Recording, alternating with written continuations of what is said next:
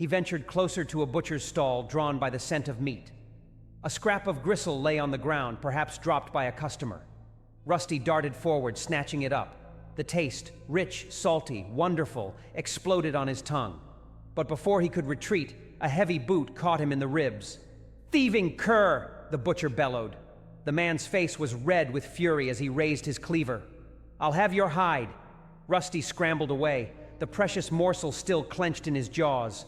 Pain lanced through his side with every step, but he didn't stop until he was well away from the square, hidden in the narrow gap between two cottages. Only then did he allow himself to swallow the tiny piece of meat, barely enough to take the edge off his hunger.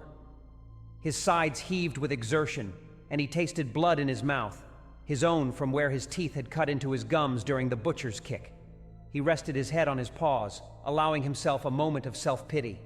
Sometimes, in moments like these, memories surfaced from the corners of his mind. Fragmented recollections of warmth, of a gentle hand, of a time before pain and hunger became his constant companions. Had there been kindness once, a home, or were these merely dreams his mind created to comfort him during the coldest nights? The rest of the day passed in similar fashion.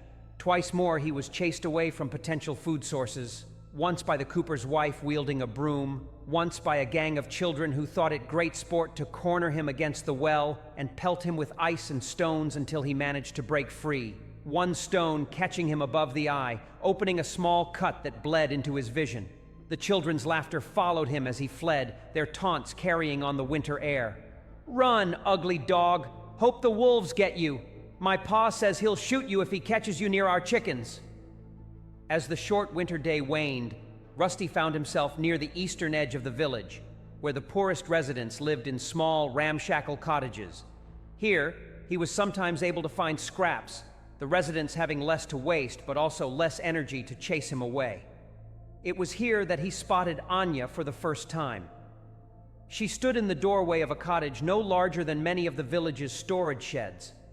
A small girl, perhaps 6 years old, with pale blonde hair escaping from beneath a knitted cap that seemed too large for her head. Her coat was clearly a hand-me-down, the sleeves rolled up to accommodate her small arms. She was watching her mother chop wood nearby, her breath forming small clouds in the cold air. Something about the child caught Rusty's attention. Perhaps it was the way she stood, still and watchful. Perhaps it was simply that she wasn't shouting or throwing things. Whatever it was, Rusty found himself observing her longer than was prudent. The mother straightened, rubbing her lower back. "Anya, go inside and stir the pot, and don't let it boil over this time." The girl nodded and disappeared into the cottage. The mother resumed her work, the rhythmic thunk of the axe punctuating the gathering twilight. Rusty turned away. Night was approaching, and with it, the more dangerous residents of Carvel would emerge from the tavern, full of drink and looking for amusement. More than once, such men had made sport of chasing Rusty through the streets, betting on whether they could catch him and what they'd do if they did. He needed to return to his den, to curl up and let sleep take him away from hunger and pain for a few blessed hours. As he limped through the gathering darkness, a familiar voice called out, "There he is!" The devil dog. Rusty's heart sank. He recognized the voice. Tavish again, but not alone. The baker's son was with a group of older boys, 5 or 6 of them, their faces flushed with cold and excitement. "My pa says he's rabid," one of them said. "Says someone ought to put him down before he bites a child." "Let's do it then," another suggested. "Village would thank us." Rusty didn't wait to hear more. He bolted, his injured leg screaming in protest, his bruised ribs sending shards of pain through his chest with each bound. Behind him, he heard the boys whoop and give chase. Under normal circumstances, even with his injuries, Rusty might have outpaced them, might have found a hiding place too small for humans to follow. But today, weakened by hunger and cold, his reflexes dulled by exhaustion, he was slower than usual. A stone caught him in the hindquarters. He stumbled, nearly fell.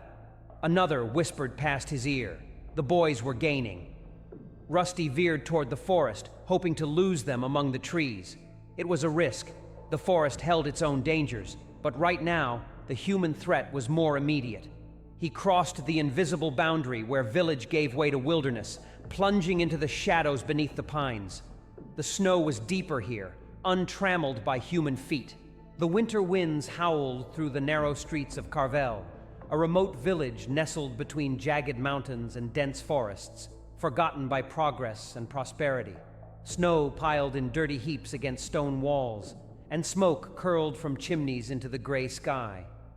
In this harsh place, where survival demanded all one's energy and attention, there lived a dog named Rusty. No one had given him this name. No one in the village cared enough to name him. But if they had looked closely at his matted fur, they might have seen that beneath the dirt and grime was a coat the color of autumn leaves, of rust on old farm equipment, of embers dying in a hearth. Hence, Rusty he was, at least in his own mind, in those quiet moments when he had the luxury of self-reflection. He was neither large nor small, neither purebred nor completely mongrel. His lineage, like his early life, was a mystery even to him. What he knew was survival, the rhythm of the village, where to hide, when to emerge, and most importantly, whom to avoid.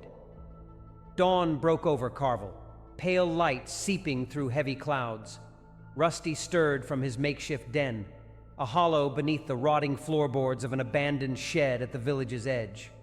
His body ached from the cold that had seeped into his bones during the night. One of his back legs, broken years ago and never properly healed, throbbed with a familiar dull pain. His stomach contracted painfully, reminding him it had been 2 days since his last proper meal, half a rotten fish he'd found behind old Greta's cottage. He emerged cautiously, his nose twitching, testing the air. The village was beginning to wake. Smoke thickened from chimneys. Doors creaked open as men headed to work in the fields or the lumber mill that sustained Carvel's meager economy. Rusty knew the patterns, knew when to move and when to hide. The first human he saw that morning was Tavish, the baker's son, a boy of 12 with a perpetual scowl and cruel eyes. Tavish spotted Rusty from across the muddy road and immediately bent down, fingers scrabbling for a stone.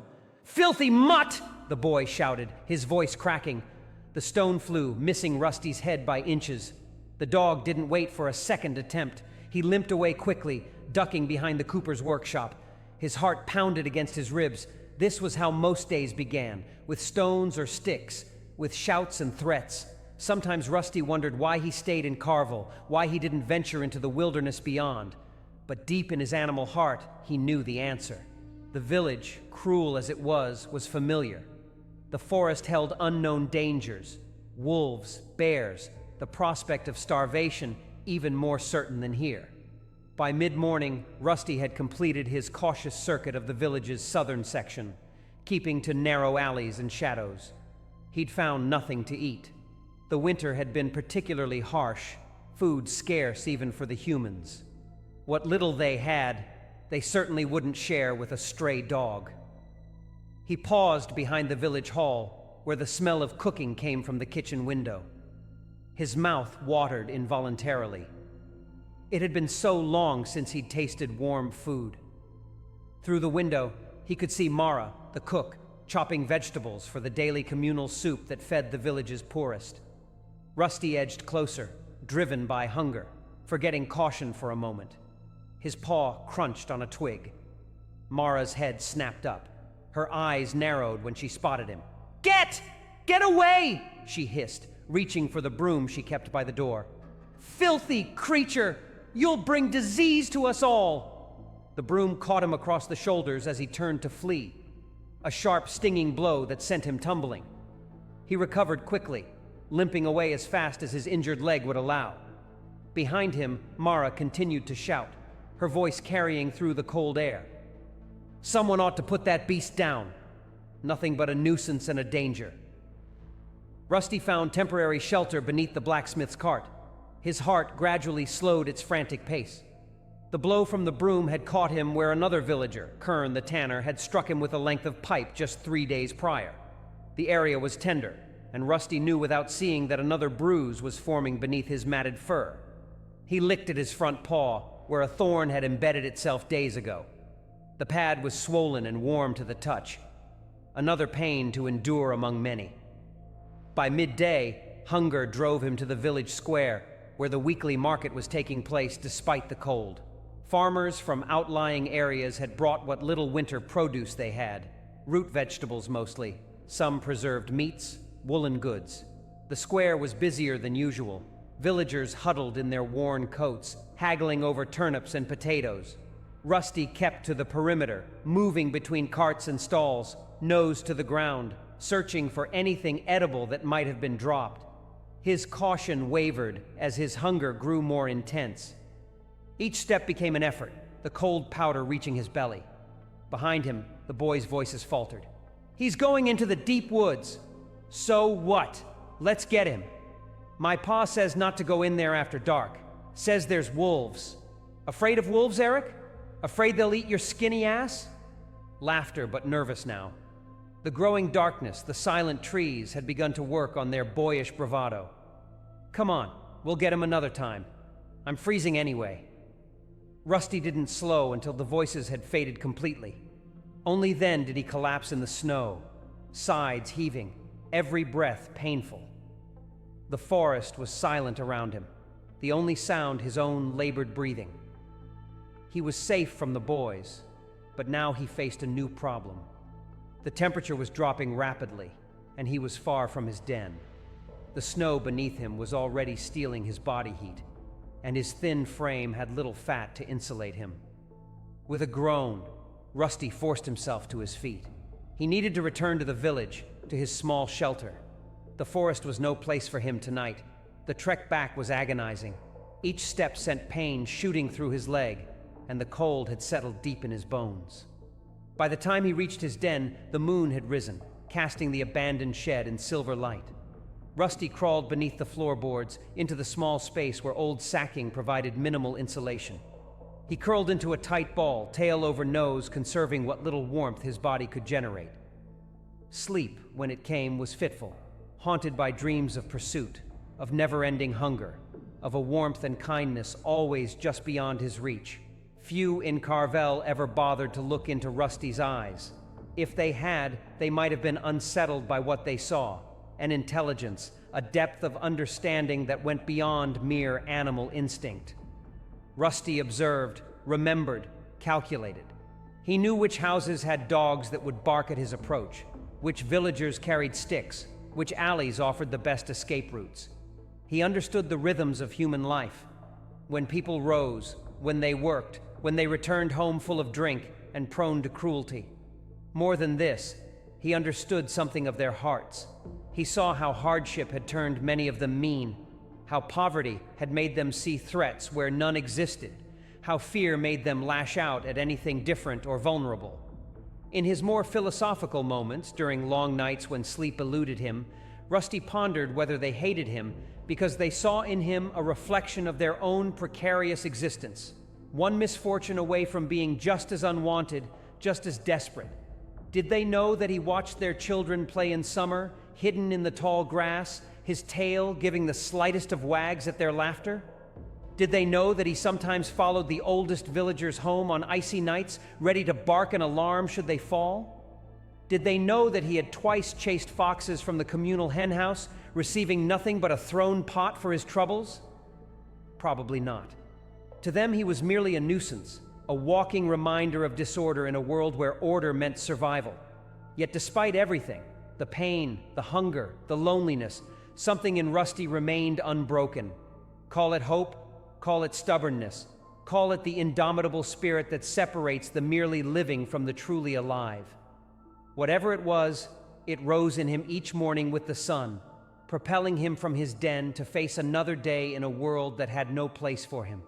Sometimes, in the quietest hours before dawn, Rusty would find himself on the hill overlooking Carvel. He would watch the village sleeping below, smoke rising lazily from chimneys, and feel a strange emotion that, had he been human, he might have recognized as forgiveness. For all their cruelty, these were his people, his tribe in some twisted way. And deep in his heart, foolish as it might be, lived the belief that someday, one of them might show him kindness. Days passed, each much like the one before. The winter deepened. Snow fell, melted partially, then froze again, turning the village paths into treacherous sheets of ice. Rusty's existence narrowed to the basic quest for survival, finding enough food to keep starvation at bay, enough shelter to prevent freezing, enough caution to avoid the worst of human cruelty. Then came the night that changed everything. The day had been particularly difficult. A storm had moved in from the mountains, bringing biting winds and horizontal sleet. Few villagers ventured outdoors, meaning few opportunities for Rusty to scavenge. By nightfall, he was exhausted and empty-bellied, his injured leg throbbing worse than usual from the cold. He was making his way back to his den, keeping close to the buildings for some shelter from the wind, when a sound caught his attention. Raised voices coming from the small cottage where he had seen the girl, Anya, and her mother. Rusty paused, ears pricking forward. He couldn't understand human words, of course, but he recognized tones: anger, fear, distress.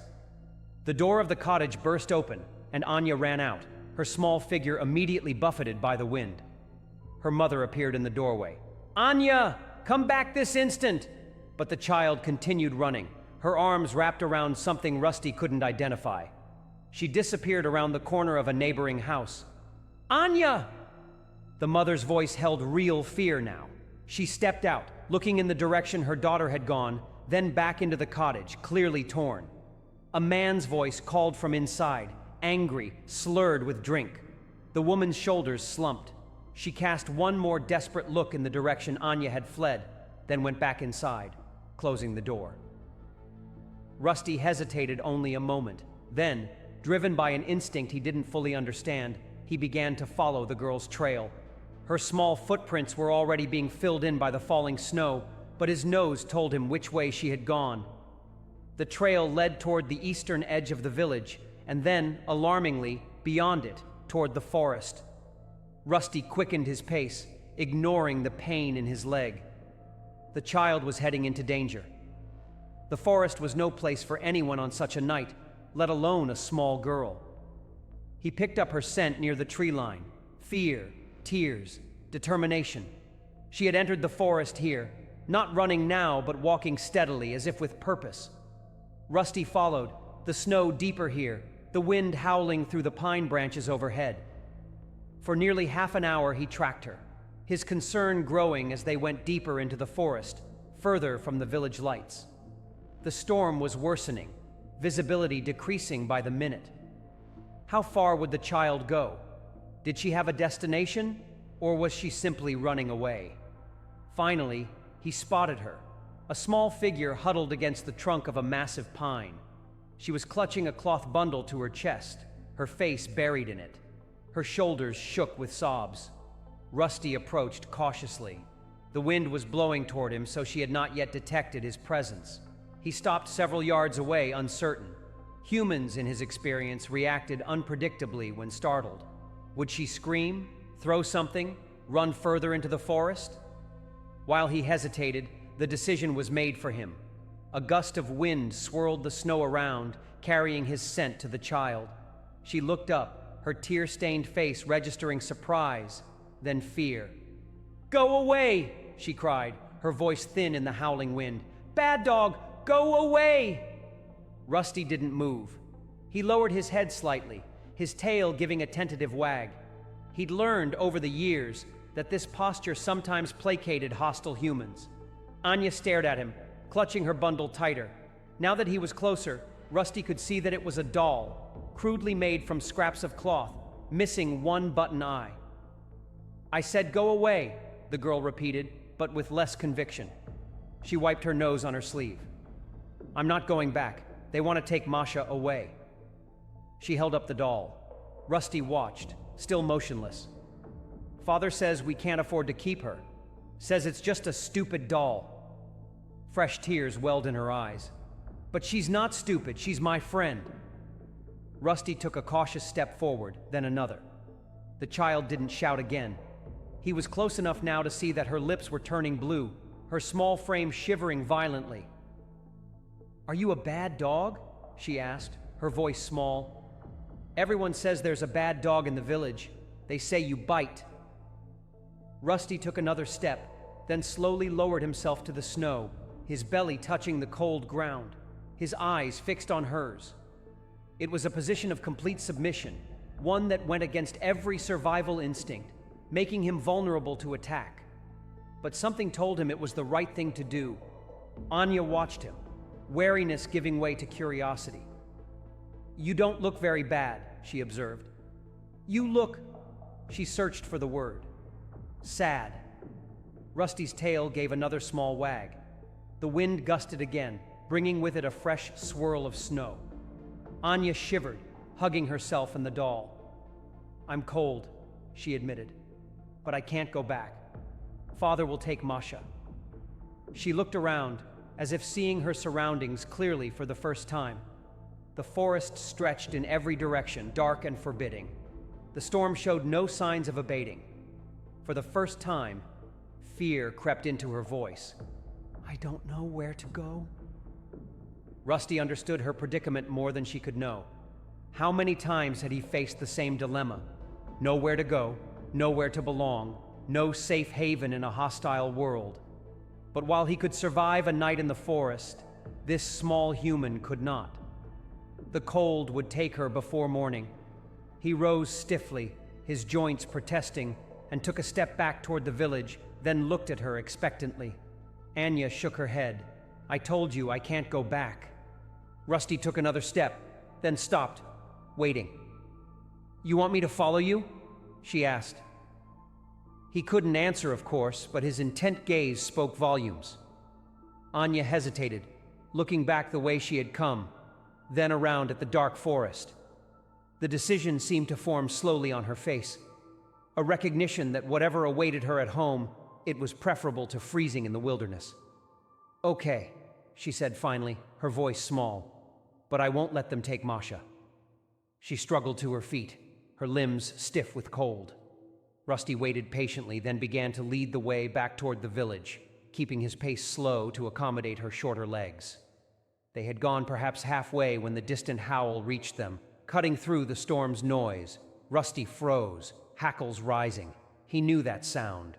Wolves.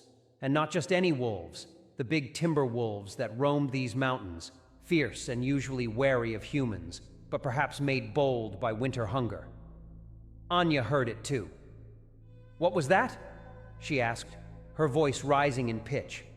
Another howl answered the first, closer, then another. A pack, and they were moving in this direction. Rusty made a quick calculation. At their current pace, they wouldn't reach the village before the wolves found them. The storm had covered their tracks with snow, but it wouldn't matter. The wolves would catch their scent on the wind. He needed to find shelter, and quickly. His eyes scanned their surroundings. Through the whirling snow, he spotted a formation of rocks about 50 yards off their path. It wasn't ideal, but it might offer some protection. A place where they could put their backs to stone and face only one direction. He nudged Anya's hand with his nose, then moved toward the rocks. "Where are you going?" she called, confused. "The village is that way." Another howl, much closer now. The child's eyes widened with fear. "Wolves," she whispered. This time, when Rusty moved toward the rocks, she followed without question. The formation turned out to be better than he had hoped. A small cluster of boulders with a narrow opening that widened into a space just large enough for the girl to sit with her back against stone. Not a cave, but a natural shelter of sorts, with room for Rusty to stand guard at the entrance. "In here?" Anya asked, peering into the dark space. Rusty gave a gentle push with his nose. The wolves were coming closer. He could smell them now on the wind. The girl crawled into the shelter, clutching her doll. Rusty followed, turning to face the entrance. Outside, the storm continued to rage, snow building up around the opening, actually helping to insulate the small space. Anya huddled against the rear wall, shivering violently. "I'm so cold," she said, her teeth chattering. Rusty hesitated only a moment before moving to her side, pressing his thin body against hers. His own coat was wet with snow, but his body heat was better than nothing. To his surprise, the girl didn't push him away. Instead, she wrapped one arm around him, pulling him closer. "You're warm," she murmured, burying her face in his damp fur. They sat that way for some time, the howling of the wolves drawing ever nearer, the child and the dog sharing what little warmth they possessed. "You're not a bad dog at all," Anya said after a while, her voice sleepy. "You're a good dog, a brave dog." Something stirred in Rusty's chest at her words, a feeling long forgotten, a warmth that had nothing to do with physical heat. How long had it been since anyone had called him good? Had anyone ever? The moment of warmth was short-lived. A new sound reached them, the pad of feet on snow, the low growl of a predator who has found its prey. The wolves had arrived. Rusty rose, moving to the entrance of their small shelter. Through the swirling snow, he could make out shapes. 1, 2, 3 wolves, their eyes reflecting what little light penetrated the storm. Big animals, lean with winter hunger, but powerful. Behind him, Anya stirred. "What is it?" she asked, fear threading through her voice. "Wolves," she whispered, the word barely audible over the wind. "They've found us." Rusty positioned himself in the entrance to the rocky shelter, his body blocking the way to the child. The lead wolf, a large male with a scarred muzzle, bared its teeth in a silent snarl. The message was clear: step aside. The human is ours. In another life, perhaps Rusty would have obeyed the instinct for self-preservation. He was outnumbered, outweighed, already weakened by hunger and cold. The odds were insurmountable. But something had changed within him. Behind him huddled a child who had spoken kindly to him, who had called him good, who had trusted him. For the first time in longer than he could remember, someone needed him. He answered the wolf's snarl with one of his own, a growl rumbling deep in his chest. His message was equally clear: you shall not pass. "This dog? This is the stray? The one from the village? He saved me, Papa. He found me and brought me to these rocks. He fought the wolves. Please help him." The man was silent for a moment. Then, to Rusty's surprise, gentle hands lifted him. "We need to get them both back to the village. Quickly." As consciousness slipped away, Rusty felt himself being carried through the snow, heard the urgent voices of the searchers, felt the small hand of the child touching his fur. His last thought, before darkness took him completely, was one of wonder. So this is what it feels like to be valued. The awakening warmth. That was the first sensation that penetrated Rusty's awareness as consciousness slowly returned. Warmth and the absence of pain, or at least a dulling of it, as if his injuries were wrapped in layers of cotton. He opened his eyes to unfamiliar surroundings. He lay on something soft, a blanket, he realized, folded into a makeshift bed. Nearby, a fire crackled in a stone hearth, casting flickering light and warmth throughout a small room. The air smelled of wood smoke, cooking, and human habitation. He was inside a house. The realization sent a jolt of alarm through him. Houses meant humans, and humans meant danger. He tried to rise, but his body refused to cooperate. Even the slight movement sent pain lancing through him, sharp enough to cut through whatever had been dulling it. "He's awake!" a child's voice exclaimed. Anya's voice, Rusty realized. She appeared in his field of vision, her face alight with relief. Behind her stood her mother, expression cautious but not hostile. "Be careful, Anya. He's badly hurt, and he might be frightened."